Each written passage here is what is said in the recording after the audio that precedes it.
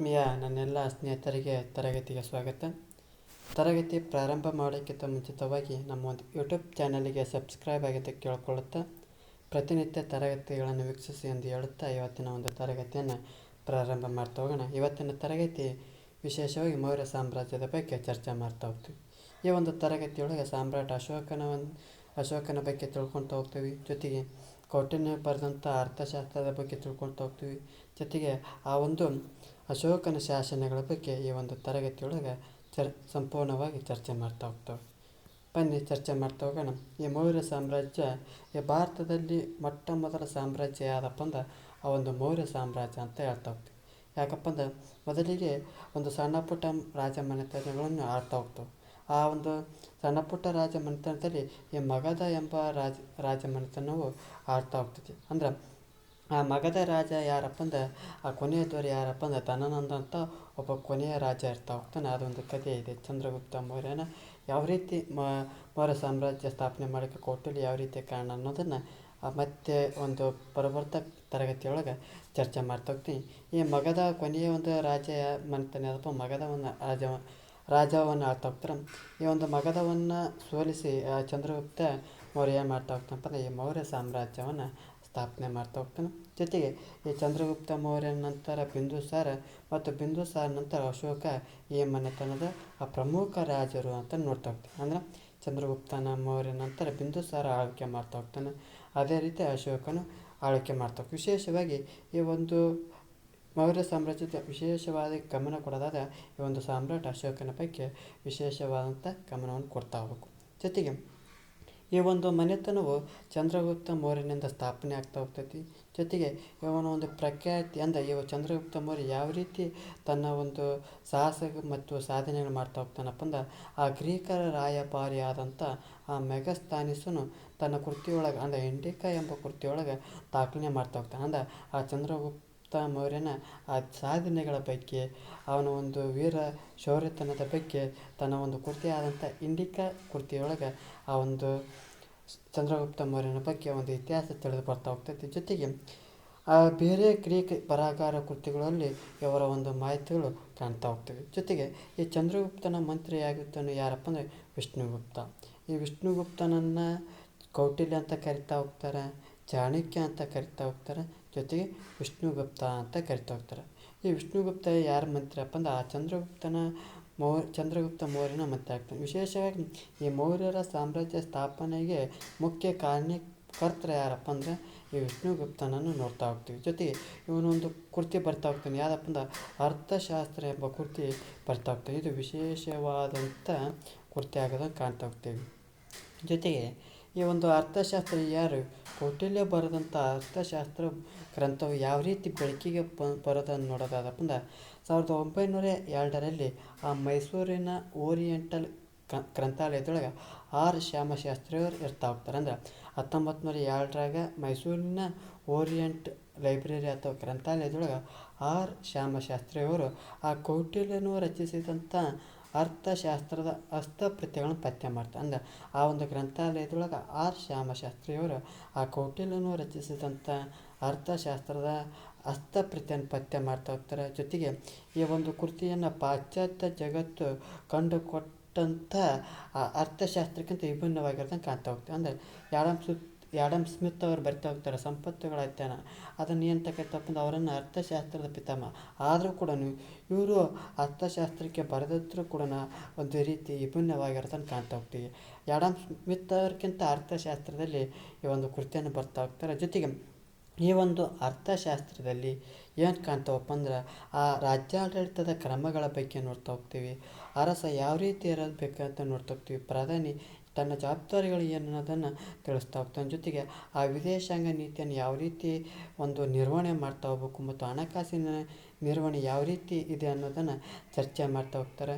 ಜೊತೆಗೆ ಆ ಗೂಢಾಚಾರ ಇಲಾಖೆ ಯಾವ ರೀತಿ ಆಯಿತು ಮತ್ತು ಸೈನ್ಯ ವ್ಯವಸ್ಥೆಯ ಬಗ್ಗೆ ವಿಶೇಷ ಒತ್ತನ್ನು ಈ ಒಂದು ಗ್ರಂಥದಲ್ಲಿ ಅಂದರೆ ಅರ್ಥಶಾಸ್ತ್ರ ಗ್ರಂಥದಲ್ಲಿ ನೀಡ್ತಾ ಹೋಗ್ತಾರೆ. ಜೊತೆಗೆ ಈ ಕೌಟಿಲ್ಯನ ಅರ್ಥಶಾಸ್ತ್ರವು ಸಾವಿರಾರು ವರ್ಷಗಳ ನಂತರ ತನ್ನ ವೈಶಿಷ್ಟ್ಯದಿಂದ ಇವತ್ತಿನ ಒಂದು ಜಗತ್ತಿನ ಅತ್ಯಂತ ವಿದ್ವಾಂಸರನ್ನು ಆಕರ್ಷಣೆ ಮಾಡ್ತಾ ಹೋಗ್ತದೆ. ಅಂದ್ರೆ ಈ ಒಂದು ಕೃತಿ ಯಾವ ರೀತಿಯಪ್ಪ ಅಂದ್ರೆ ಇವತ್ತಿಗೂ ವಿದ್ವಾಂಸರನ್ನ ಆಕರ್ಷಣೆ ಮಾಡ್ತಾ ಹೋಗ್ತೀವಿ. ಅಂದರೆ ಒಂದು ರಾಜ್ಯಾಡಳಿತ ಯಾವ ರೀತಿ ನಡೆಸ್ಬೇಕು ಅನ್ನೋದನ್ನು ಆ ಒಂದು ಗ್ರಂಥದಲ್ಲಿ ಸಮರ್ಪಕವಾಗಿ ಅವತ್ತಿನ ಕಾಲದೊಳಗೆ ಕೌಟಿಲ್ಯ ಬರ್ತಾ ಹೋಗ್ತಾನೆ. ಮತ್ತು ಮುಂದುವರೆದು ನೋಡ್ತಾ ಹೋಗೋಣ. ಈ ಆರ್ ಶ್ಯಾಮಶಾಸ್ತ್ರಿ ಅವರು ಈಗ ಇಲ್ಲಿವರೆಗೆ ಚರ್ಚೆ ಮಾಡ್ತಾ ಹೋಗ್ತಾರೆ. ಆರ್ ಶ್ಯಾಮಶಾಸ್ತ್ರಿ ಅವರು 1902 ಏನು ಮಾಡ್ತಾ ಹೋಗ್ತಾರಪ್ಪ ಅಂದರೆ ಮೈಸೂರಿನ ಓರಿಯೆಂಟಲ್ ಲೈಬ್ರರಿ ಒಳಗೆ ಈ ಒಂದು ಹಸ್ತಪ್ರತಿಗಳು ಅಂದರೆ ತಾಳೆ ಗ್ರಂಥಗಳಂತ ನೋಡ್ತೇವೆ. ಈ ಒಂದು ಹಸ್ತಪ್ರತಿಗಳನ್ನು ಆವಿಷ್ಕಾರ ಮಾಡ್ತಾ ಹೋಗ್ತಾರೆ. ಅದನ್ನು ಆವಿಷ್ಕಾರ ಮಾಡಿ ಅದನ್ನೇನು ಮಾಡ್ತಾ ಹೋಗ್ತಾರೆ, ಇಂಗ್ಲೀಷಿಗೆ 1915 ಇಂಗ್ಲೀಷಿಗೆ ಭಾಷಾಂತರ ಮಾಡ್ತಾ ಹೋಗ್ತಾರೆ. ಅಲ್ಲಿಂದ ಈ ಒಂದು ಕೃತಿ ಏನಾಗ್ತೈತಪ್ಪ ಅಂದ್ರೆ ಅಂತಾರಾಷ್ಟ್ರೀಯ ಒಂದು ಮನ್ನಣೆಯನ್ನು ಕಾಣ್ತಾ ಹೋಗ್ತೈತಿ. ಮತ್ತು ಮುಂದುವರೆದು ನೋಡ್ತಾ ಹೋಗೋಣ. ಸಾಮ್ರಾಟ್ ಅಶೋಕನ ಬಗ್ಗೆ ಚರ್ಚೆ ಮಾಡ್ತಾವೆ. ಈ ಒಂದು ಮನೆತನದ ಸುಪ್ರಸಿದ್ಧ ದೊರೆ ಯಾರಪ್ಪ ಅಂದ್ರೆ ಸಾಮ್ರಾಟ್ ಅಶೋಕ ಅಂತ ಕರಿತೇವೆ. ಯಾಕಪ್ಪ ಅಂದ್ರೆ ಈ ಕಾಲದಲ್ಲಿ 5 ಪ್ರಮುಖ ನಗರ ಕೇಂದ್ರಗಳು ಗುರುತಿಸ್ತವೆ. ಯಾಕಪ್ಪ ಅಂದರೆ ಇವನ ಒಂದು ಕಾಲದೊಳಗೆ 5 ನಗರ ಕೇಂದ್ರಗಳನ್ನು ಕಾಣ್ತಾ ಹೋಗ್ತೀವಿ. ಯಾವಪ್ಪ ಅಂದ್ರೆ ಅವರ ಒಂದು ಮೌರ್ಯರ ರಾಜಧಾನಿಯನ್ನು ಯಾರು ಮಾಡ್ಕೊಂಡಿತ್ತಪ್ಪ ಅಂದರೆ ಪಾಟಲಿಪುತ್ರವನ್ನು ರಾಜಧಾನಿಯಾಗಿ ಆಳ್ವಿಕೆಯನ್ನು ಮಾಡ್ತಾ ಹೋಗ್ತದೆ. ಜೊತೆಗೆ ಪ್ರಮುಖವಾಗಿ 5 ನಗರಗಳು ಅಂತ ಹೇಳ್ತಾ ಹೋದೆ. ಒಂದನೇದು ಪಾಟಲಿಪುತ್ರ, ಎರಡನೇದು ತಕ್ಷಶಿಲ, ಒಂದನೇದು ಉಜ್ಜಯಿನಿ, ಕಳಿಂಗ, ಸುವರ್ಣಗಿರಿ. ಇವು ಏನಪ್ಪ ಅಂದ್ರೆ ಬಹುಮುಖ್ಯವಾದ ನಗರ ಕೇಂದ್ರಗಳ ಜೊತೆಗೆ ಸಂಪರ್ಕ ಮಾರ್ಗಗಳು ಕೂಡ ಹೌದನ್ನೋದನ್ನು ತಿಳ್ಕೊಳ್ತಾ ಹೋಗ್ಬೇಕು. ಜೊತೆಗೆ ಈ ತಕ್ಷಶಿಲ ಏನು ಹೇಳ್ತಾ ಹೋಗ್ತಾರಲ್ಲ, ವಾಯುವ್ಯ ಭಾರತದ ಒಂದು ದ್ವಾರ ಅಂದರೆ ವಾಯುವ್ಯ ಭಾರತದ ಒಂದು ದ್ವಾರ ಬಾಗಿಲು ಅಥವಾ ಹೆಬ್ಬಾಗಿಲು ಅಂತ ಯಾವುದನ್ನು ಕರಿತಪ್ಪ ಅಂದರೆ ತಕ್ಷಶಿಲವನ್ನು ಕರಿತಾ ಹೋಗ್ತೀವಿ.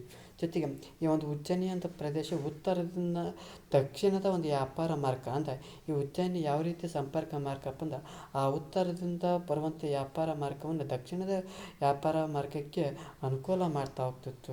ಜೊತೆಗೆ ಕಳಿಂಗವು ಗಂಗಾ ನದಿಯ ಮಾರ್ಗವಾಗಿ ಸಮುದ್ರಕ್ಕಿಂತ ಮಹಾದಾರ. ಅಂದ್ರೆ ಈ ಕಳಿಂಗ ಪ್ರದೇಶ ಏನಪ್ಪ ಅಂದ್ರೆ ಆ ಗಂಗಾ ನದಿಯ ಮಾರ್ಗವಾಗಿ ಆ ಸಮುದ್ರದ ಒಂದು ವ್ಯಾಪಾರವನ್ನು ಮಾಡ್ತಾ ಹೋಗ್ತೇವೆ. ಅದಕ್ಕಾಗಿ ಸಮುದ್ರಕ್ಕಿರುವಂಥ ಮಹಾದ್ವಾರವನ್ನು ಹೇಳ್ತಾ ಹೋಗ್ತೀವಿ. ಜೊತೆಗೆ ಸುವರ್ಣಗಿರಿಯು ಅಂದ್ರೆ ಸುವರ್ಣಗಿರಿಯು ದಕ್ಕನ್ ಹೃದಯದ ಭಾಗವಾದ ಇಂದಿನ ಕರ್ನಾಟಕದಲ್ಲಿ ನೋಡ್ತಾ ಹೋಗ್ತೇವೆ. ಅಂದರೆ ಈ ಸುವರ್ಣಗಿರಿ ಏನು ಕಾಣ್ತಾ ಹೋಗ್ತಲ್ಲ, ಈ ಒಂದು ದಕ್ಕನ್ ಹೃದಯ ಭಾಗವು ಎಲ್ಲಿ ಕಾಣ್ತಾ ಹೋಗ್ತಪ್ಪ ಅಂದ್ರೆ ನಮ್ಮ ಒಂದು ಕರ್ನಾಟಕದಲ್ಲಿ ಕಾಣ್ತಾ ಹೋಗ್ತೀವಿ. ಈ ಒಂದು ಪ್ರದೇಶಗಳು ಎಲ್ಲವೂ ವ್ಯಾಪಾರಿ ಮಾರ್ಗಗಳಾಗಿರೋದನ್ನು ಕಾಣ್ತಾ ಹೋಗ್ತೀವಿ. ಜೊತೆಗೆ ಇವು ಪರಸ್ಪರ ಸಂಪರ್ಕಗಳನ್ನು ಕಾಣ್ತಾ ಹೋಗ್ತೀವಿ. ಯಾರ ಕಾಲದಲ್ಲಿ ನೋಡ್ತಾ ಹೋಗ್ತಪ್ಪ, ಅಶೋಕನ ಒಂದು ಕಾಲದಲ್ಲಿ ನೋಡ್ತಾ ಹೋಗ್ತೀವಿ. ಅವಾಗ ಆ ಒಂದು ಅಶೋಕನ ಕಾಲದಲ್ಲಿ 5 ಪ್ರಮುಖ ನಗರ ಕೇಂದ್ರಗಳು ಕಾಣ್ತಾ ಹೋಗ್ತೀವಿ. ರಾಜಧಾನಿ ಒಳಗೊಂಡಂತೆ ಪಾಟಲಿಪುತ್ರವನ್ನು ಕಾಣ್ತಾ ಹೋಗ್ತೀವಿ. ಜೊತೆಗೆ ಈ ಒಂದು 5 ನಗರ ಕೇಂದ್ರಗಳು ಸಂಪರ್ಕ ಮಾರ್ಗಗಳು ಮತ್ತು ವ್ಯಾಪಾರಿ ಮಾರ್ಗಗಳಂತ ಕಾಣ್ತಾ ಹೋಗ್ತೀವಿ. ತಕ್ಷಶಿಲ ಏನು ತಿಳಿಸ್ತದಪ್ಪ, ವಾಯುವ್ಯ ಭಾರತ ದ್ವಾರ ಆಗಿರೋದು ತಿಳಿಸ್ತಾ ಹೋಗ್ತೈತಿ. ಉಜ್ಜಯಿನಿ ಉತ್ತರದಿಂದ ದಕ್ಷಿಣದ ವ್ಯಾಪಾರ ಮಾರ್ಗವನ್ನು ತಿಳಿಸ್ತಾ ಹೋಗ್ತೈತಿ. ಆ ಕಳಿಂಗವು ಗಂಗಾ ನದಿಯ ಮಾರ್ಗವಾಗಿ ಸಮುದ್ರಕ್ಕಿರುವಂಥ ಮಹಾದ್ವಾರವನ್ನು ತಿಳಿಸ್ತಾ ಹೋಗ್ತೈತಿ. ಆ ಸುವರ್ಣಗಿರಿ ಇಂದಿನ ಕರ್ನಾಟಕ ಪ್ರದೇಶದಲ್ಲಿರೋದನ್ನು ಕಾಣ್ತಾ ಹೋಗ್ತೀವಿ. ಇದು ಪ್ರಮುಖವಾದಂಥ 5 ನಗರ ಕೇಂದ್ರಗಳನ್ನು ಕಾಣ್ತಾ ಹೋಗ್ತೀವಿ. ಜೊತೆಗೆ ಇಲ್ಲಿ ಈ ಸಾಮ್ರಾಟ್ ಅಶೋಕಗೆ ಒಂದು ವಿಶೇಷವಾದಂಥ ಕಾಣ್ತಾ ಹೋಗ್ತೀವಿ. ಏನಪ್ಪ ಅಂದ್ರೆ ಒಂದು ಧರ್ಮದ ಚಕ್ರವರ್ತಿ ಅಂತ ಕರಿತಾ ಹೋಗ್ತೀವಿ. ಯಾಕಪ್ಪ ಅಂದ್ರೆ ಇವನು ಏನು ಮಾಡ್ತಾ ಹೋಗ್ತಾನಪ್ಪ ಅಂದ್ರೆ ಆ ಕಳಿಂಗ ಯುದ್ಧದಲ್ಲಿ ಸಂದರ್ಭದಲ್ಲಿ ಸೋಲನ್ನು ಅನುಭವಿಸ್ತಾ ಹೋಗ್ತಾನೆ ಮತ್ತು ಬುದ್ಧನ ಬೋಧನೆಗಳ ಅಳವಡಿಕೆ ಮಾಡ್ತಾ ಹೋಗ್ತಾನೆ. ಜೊತೆಗೆ ಅವನ ಒಂದು ಶಾಂತಿ ಮತ್ತು ಅಭಿವೃದ್ಧಿ ಕಡೆಗೆ ಹೆಚ್ಚು ಒಂದು ಗಮನವನ್ನು ಕೊಡ್ತಾ ಹೋಗ್ತಾನೆ. ಅದರ ಬಗ್ಗೆ ಚರ್ಚೆ ಮಾಡ್ತಾ ಹೋಗೋಣ ಬನ್ನಿ. ಆ ಕಳಿಂಗ ಯುದ್ಧ ಈ ಒಂದು ಸಾಮ್ರಾಟ್ ಅಶೋಕನ ಒಂದು ದಿಕ್ಕನ್ನು ಬದಲಾವಣೆ ಮಾಡ್ತಾ ಹೋಗ್ತೈತಿ. ಯಾವ ರೀತಿ ನಾವು SLC ಎಕ್ಸಾಮ್ ಬರೆದಾಗ, ದ್ವಿತೀಯ PUC ಬರೆದಾಗ, ಡಿಗ್ರಿ ಮುಗಿಸಿದಾಗ ಯಾವ ರೀತಿ ನಮಗೆ ಒಂದು ವಿಭಿನ್ನವಾದಂಥ ದಾರಿಗಳು ಕಾಣ್ತವೆ, ಅದೇ ರೀತಿ ಕಳಿಂಗ ಯುದ್ಧ ಮಾಡಿದಂಥ ಅಶೋಕನಿಗೆ ಒಂದು ರೀತಿಯ ಮನಪರಿವರ್ತನೆ ಆಗ್ತೈತಿ. ಯಾವ ರೀತಿಯಪ್ಪ ಅಂದ್ರೆ ಆ ಪಟ್ಟಾಭಿಷೇಕ ಆದಂಥ 8 ವರ್ಷಗಳ ನಂತರ ಏನು ಮಾಡ್ತಾ ಹೋಗ್ತಾನಪ್ಪ ಅಂದ್ರೆ ಅಶೋಕನು ಆ ಕಳಿಂಗವನ್ನು ವಶಪಡಿಸ್ಕೊಳ್ತಾ ಹೋಗ್ತಾನೆ. ಅಂದ್ರೆ ಈ ಕಳಿಂಗ ಪ್ರದೇಶದಲ್ಲಿ ಕಂಡು ಬರ್ತಾ ಹೋಗ್ತಾನಪ್ಪ ಅಂದ್ರೆ ಈಗಿನ ಒಡಿಶಾ ರಾಜ್ಯದಲ್ಲಿ ಈ ಒಂದು ಪ್ರದೇಶವನ್ನು ಕಾಣ್ತಾ ಹೋಗ್ತೀವಿ. ಈ ಒಂದು ಕಳಿಂಗವನ್ನು ವಶಪಡಿಸಿಕೊಳ್ಳುವಂಥ ಸಂದರ್ಭದಲ್ಲಿ ಈ ಯುದ್ಧದಲ್ಲಿ ಏನಾಗ್ತದಪ್ಪ ಅಂದ್ರೆ 1,50,000 ಏನಾಗ್ತಾರಪ್ಪ ಅಂದ್ರೆ ಇವು ಸೆರೆ ಆಗ್ತಾರೆ. ಜೊತೆಗೆ ಸುಮಾರು 1,00,000 ಜನರು ಯುದ್ಧದಲ್ಲಿ ಸತ್ತೋಕಾರ. ಇಂಥ ಯುದ್ಧಗಳಿಂದ ಅದು ಏನಾಗ್ತಾನಪ್ಪ ಅಂದ್ರೆ ಸಾವು ನೋವುಗಳಿಂದ ಅಶೋಕ ಚಕ್ರವರ್ತಿ ಏನಾಗ್ತಾನಪ್ಪ ಅಂದ್ರೆ ನೊಂದ್ಕೊಳ್ತಾನಂತ. ಇದಕ್ಕಿಂತಲೂ ಹೆಚ್ಚಿನ ಸಹಜೀವಿಗಳನ್ನು ಗೌರವಿಸುತ್ತಾ ನಿಷ್ಠೆಯಿಂದ ಸನ್ಮಾರ್ಗದಲ್ಲಿ ನಡೆಯುವ ಮುಕ್ತ ಜನತೆಯ ಯುದ್ಧದಿಂದ ಗಾಯಗೊಂಡಿದ್ದಾರೆ ಅಥವಾ ಸತ್ತಿದ್ದಾರೆ ಅಂತ ತಮ್ಮನ್ನು ಪ್ರೀತಿಸುವವರಿಂದ ಅಗಲಿದ್ದಾರೆ ಎನ್ನುವ ವಿಚಾರ ಅಶೋಕನಿಗೆ ಅತಿಯಾದ ನೋವನ್ನು ಉಂಟು ಮಾಡ್ತಾರೆ. ಅಂದ್ರೆ ಈ ಯುದ್ಧದಲ್ಲಿ ಸತ್ತಂತ ನೋಡಿ ಯಾರು ಅಶೋಕ ಏನು ಮಾಡ್ತಾ ಹೋಗ್ತಾನಪ್ಪ ಅಂದ್ರೆ ಆ ಸಹಜೀವಿಗಳನ್ನು ಗೌರವಿಸುವಂಥದ್ದು, ಆ ನಿಷ್ಠೆಯಿಂದ ಸನ್ಮಾರ್ಗದಲ್ಲಿ ನಡೆಯುವಂಥ ಈ ಮುಕ್ತ ಜನತೆಯು ಈ ಯುದ್ಧದಿಂದ ಏನಾಗ್ತಾರೆ, ಗಾಯಗೊಂಡಾರ ಮತ್ತು ಸತ್ತಾರ. ಇವ್ರು ಏನು ಮಾಡ್ತಾರೆ, ತಮ್ಮವನ್ನು ಪ್ರೀತಿಸೋರಿಂದ ಏನಾಗ್ತಾರಪ್ಪ ಅಂದ್ರೆ ದೂರ ಹೋಗ್ಯಾರ, ಅಗಲಿದ್ದಾರೆ ಅಂತಂತ ಒಂದು ನೋವು ಈ ಅಶೋಕನಿಗೆ ಕಾಡ್ತಾ ಹೋಗ್ತೈತಿ. ಜೊತೆ ಹೀಗಾಗಿ ಅವ ಏನು ಮಾಡ್ತಾ ಹೋಗ್ತಾನಪ್ಪ ಅಂದ್ರೆ ಆ ಕಳಿಂಗವನ್ನು ವಶಪಡಿಸಿಕೊಂಡಂಥ ನಂತರ ಅಶೋಕನು ಆ ಪಶ್ಚಾತ್ತಾಪ ಪಡ್ತಾ ಹೋಗ್ತಾನೆ. ಯಾವ ರೀತಿಯಪ್ಪ ಅಂದ್ರೆ ನನಗೆ ಯುದ್ಧ ಬೇಡ, ಆ ಯುದ್ಧದ ಬದಲಿಗೆ ಒಂದು ಧರ್ಮದ ಕಡೆಗೆ, ಯುದ್ಧದ ಜಯದ ಬದಲಾಗಿ ಧರ್ಮದ ಜಯ ಅಂದ್ರೆ ಧರ್ಮದ ಕಡೆಗೆ ವಾಳ್ತಾ ಹೋಗ್ತಾನೆ. ಅಂದ್ರೆ ಅಹಿಂಸೆಯನ್ನು ಪ್ರತಿಪಾದನೆ ಮಾಡ್ತಾ ಹೋಗ್ತಾನೆ. ಹಿಂಸೆಯನ್ನು ಮಾಡಬಾರ್ದು, ಅಹಿಂಸೆಯನ್ನು ಪ್ರತಿಪಾದನೆ ಮಾಡಬೇಕಂತಂದು ಹೇಳ್ತಾ ಹೋಗ್ತಾನೆ. ಅಂದರೆ ಈ ಕಳಿಂಗ ಯುದ್ಧದ ಒಂದು ಪರಿಣಾಮ ಏನಾಗ್ತಾನಪ್ಪ ಅಂದ್ರೆ ಅಶೋಕನ ಒಂದು ಮನ ಪರಿವರ್ತನೆ ಆಗ್ತಾನೆ. ಈ ಒಂದು ಯುದ್ಧದಿಂದ ಆ ಒಂದು ಯುದ್ಧವನ್ನು ಬಿಟ್ಟು ಆ ಧಮ್ಮದ ಕಡೆಗೆ ಬರ್ತಾ ಹೋಗ್ತಾನೆ. ಯಾಕಪ್ಪ ಅಂದ್ರೆ ಈ ಒಂದು ಕಳಿಂಗ ಯುದ್ಧದ ಮತ್ತಷ್ಟು ಮಾಹಿತಿ ನೋಡೋದಾದಪ್ಪ ಅಂದ್ರೆ ಈ ಯುದ್ಧಕ್ಕೆ ಏನು ಕಾರಣಪ್ಪ ಅಂದರೆ ಒಂದೇದು ಆ ಒಂದು ಕಳಿಂಗ ಪ್ರದೇಶ ಹೇಳಿದೆ ಆ ಒಡಿಶಾ ರಾಜ್ಯದಲ್ಲಿ ಕಂಡು ಬರ್ತಾ ಹೋಗ್ತೈತಿ. ಈ ಒಂದು ಯುದ್ಧ ನಡೆಯೋಕ್ಕೆ ಕಾರಣ ಏನಪ್ಪ ಅಂದ್ರೆ ಆ ಒಂದು ಸಾಮ್ರಾಜ್ಯದ ವಿಸ್ತರಣೆ ಮಾಡಬೇಕಂತ ನೋಡ್ತಾವೆ. ಅಂದರೆ ಯಾವುದೇ ಒಬ್ಬ ರಾಜ ಯುದ್ಧ ಮಾಡೋಕ್ಕೆ ಒಂದೇ ಒಂದು ಕಾರಣ, ಒಂದು ಸಂಪತ್ತು ಇರಬೇಕು, ಒಂದು ವಿಸ್ತರಣೆ ಮಾಡುವಂಥ ಉದ್ದೇಶ ಇರಬೇಕು. ಇಲ್ಲಿ ಅದೇ ನಡೆಯುತ್ತೆ. ಏನಪ್ಪ ಅಂದ್ರೆ ಒಂದು ವಿಸ್ತರಣೆ ಮಾಡಬೇಕಂತ ಅಂಶ ಒಂದು ನೆನ್ಪಿಟ್ಟುವಂಥ ಜೊತೆಗೆ ಆ ಸಮುದ್ರದ ಒಂದು ವ್ಯಾಪಾರವನ್ನು ನಿಯಂತ್ರಣವನ್ನು ಮಾಡಬೇಕಂತ ಮಾಡ್ತಾ ಹೋಗ್ತಾನೆ. ಅದೇ ರೀತಿ ಈ ಒಂದು ಯುದ್ಧದ ಸಂದರ್ಭದಲ್ಲಿ ಹೇಳ್ತಾ ಹೋದೆ 1.5 ಲಕ್ಷದಷ್ಟು ಜನ ಸೆರೆ ಆಗ್ತಾರೆ, 1 ಲಕ್ಷದಷ್ಟು ಜನ ಏನಾಗ್ತಾರೆ, ಸತ್ತು ಹೋಗ್ತಾರೆ. ಈ ಒಂದು ಯುದ್ಧದಿಂದ ಏನಾಗ್ತೈತಪ್ಪ ಅಂದ್ರೆ ಅವನ ಒಂದು ಮನ ಪರಿವರ್ತನೆ ಆಗ್ತೈತಿ. ಅವಾಗ ಏನು ಮಾಡ್ತಾ ಹೋಗ್ತಾನೆ, ಆ ಒಂದು ಶಾಂತಿ ಧರ್ಮದ ಕಡೆಗೆ ವಾಳ್ತಾ ಹೋಗ್ತಾನೆ. ಅಂದ್ರೆ ಈ ಒಂದು ಯುದ್ಧ ಎಷ್ಟರಾಗ ನಡೀತೈತಪ್ಪ ಅಂದ್ರೆ ಕ್ರಿಸ್ತಪೂರ್ವ 261 ನಡೀತಾ ಹೋಗ್ತೈತಿ. ಈ ಒಂದು ಯುದ್ಧದ ಪಶ್ಚಾತ್ತಾಪದಿಂದ ಆ ಧಮ್ಮದ ಕಡೆಗೆ ವಾಳ್ತಾ ಹೋಗ್ತಾನೆ. ಈ ಒಂದು ಯುದ್ಧದ ಸಲುವಾಗಿ ಒಂದು ಬೌದ್ಧ ಧರ್ಮ ಸ್ವೀಕಾರ ಮಾಡ್ತಾ ಹೋಗ್ತಾನೆ, ಅಹಿಂಸೆಯನ್ನು ಆಚರಣೆ ಮಾಡ್ತಾ ಹೋಗ್ತಾನೆ, ಅನೇಕ ಶಾಸನಗಳನ್ನು ಜಾರಿಗೆ ತರ್ತಾ ಹೋಗ್ತಾನೆ, ಧರ್ಮ ವಿಜಯವನ್ನು ಪಾಲಿಸ್ತಾ ಹೋಗ್ತಾನೆ. ಇದು ಒಂದು ಕಳಿಂಗ ಯುದ್ಧದ ಒಂದು ಪರಿಣಾಮವನ್ನು ನೋಡ್ತಾ ಹೋಗ್ತೀವಿ. ಅದೇ ರೀತಿ ಅಶೋಕನ ಒಂದು ತನ್ನ ಸಾಮ್ರಾಜ್ಯದಲ್ಲಿ ವಿಶಾಲವಾದಂಥ ಪ್ರಾಂತ್ಯಗಳನ್ನು ನೋಡ್ತಾ ಹೋಗ್ತೀವಿ. ವಿಶಾಲವಾದಂಥ ಈ ಸಾಮ್ರಾಜ್ಯವನ್ನು ವಿವಿಧ ಪ್ರಾಂತ್ಯಗಳಾಗಿ ವಿಂಗಡಣೆ ಮಾಡ್ತಾ ಆಳ್ವಿಕೆ ಮಾಡ್ತಾ ಹೋಗ್ತಾರೆ. ಜೊತೆಗೆ ಅವನ ರಾಜನೀತಿಯನ್ನು ಶಾಸನಗಳಲ್ಲಿ ಉಲ್ಲೇಖವನ್ನು ನೋಡ್ತಾ ಹೋಗ್ತೀವಿ. ಅವನು ಯಾವ ರೀತಿ ಆಳ್ವಿಕೆ ಮಾಡ್ತಾ ಇದ್ದದ್ದನ್ನು ಇವತ್ತಿನ ಕಾಲದೊಳಗೆ ಶಾಸನಗಳ ಮೂಲಕ ನಾವು ನೋಡ್ತಾ ಹೋಗ್ತೀವಿ. ನಮಗೆ ಮೊಟ್ಟ ಮೊದಲು ದೊರೆತಿರುವಂಥ ಮೊಟ್ಟ ಮೊದಲ ಶಾಸನ ಆದಪ್ಪ ಅಂತ ಇವುಗಳಲ್ಲಿ ಆ ಒಂದು ಅಶೋಕನ ದೇವನಾಂಪ್ರಿಯ ಪ್ರಿಯದರ್ಶಿ ಎಂಬ ಬಿರುದುಗಳು ಬಳಕೆಯಾಗಿವೆ. ಅಂದ್ರೆ ಭಾರತದಲ್ಲಿ ಅತಿ ಹೆಚ್ಚು ಶಾಸನಗಳನ್ನು ಹೊರಡಿಸಿದ ಚಕ್ರವರ್ತಿ ಯಾರಪ್ಪ ಅಂದರೆ ಈ ಅಶೋಕನನ್ನು ನೋಡ್ತಾ ಹೋಗ್ತೀವಿ.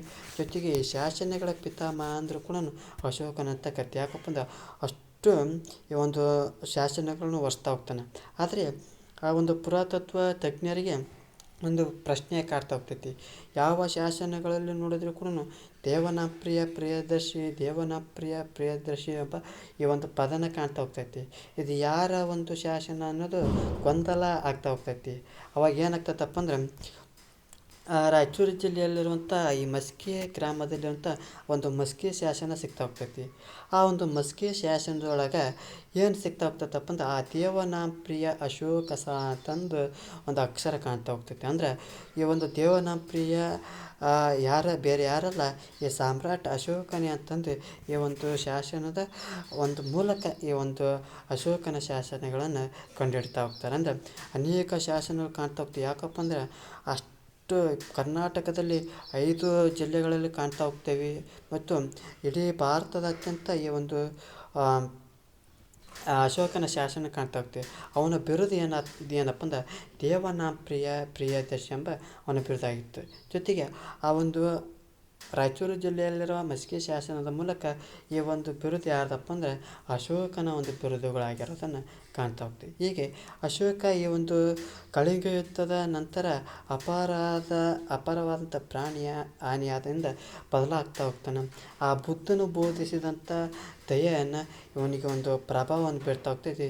ಜೊತೆಗೆ ಅವನು ಮಾಡ್ತಾ ಹೋಗ್ತಾನೆ, ಆ ಬುದ್ಧನ ವಿಚಾರಗಳನ್ನು ಮಾಡ್ತಾ ಹೋಗ್ತಾನಪ್ಪ ಅಂದ್ರೆ ಇಡೀ ದೇಶಾದ್ಯಂತ ಸಾರ್ತಾ ಹೋಗ್ತಾನೆ.